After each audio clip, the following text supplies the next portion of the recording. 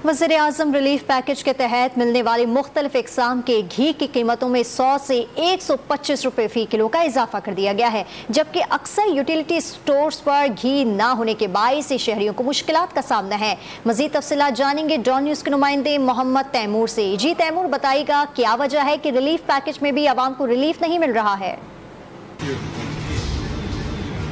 जी बिल्कुल, utility store पर लोग जो है वो सस्ती अशिया के घर से आते हैं, मगर यहाँ पे भी महंगाई का तूफ़ान जो है वो दिखाई देता है। यहाँ पे जो 4 से 5 इक़साम के जो घी हैं उनकी कीमत में तकरीबन 100 रुपये से 125 रुपये का जो है इजाफा कर दिया गया है। जो शहरी यहाँ पे ख़रीदारी के लिए आ रहे हैं उनको शदीद इस हवाले से मुश्किलात का सामना, जबकि दीगर अशिया भी महंगी हो चुकी हैं। एक खातून मेरे साथ मौजूद है, उनसे हम इस हवाले से बात करते हैं। मुझे बताइएगा, घी हो गया, आटा हो गया, चीनी हो गया, कितना महंगा हो गया यूटिलिटी स्टोर्स के ऊपर?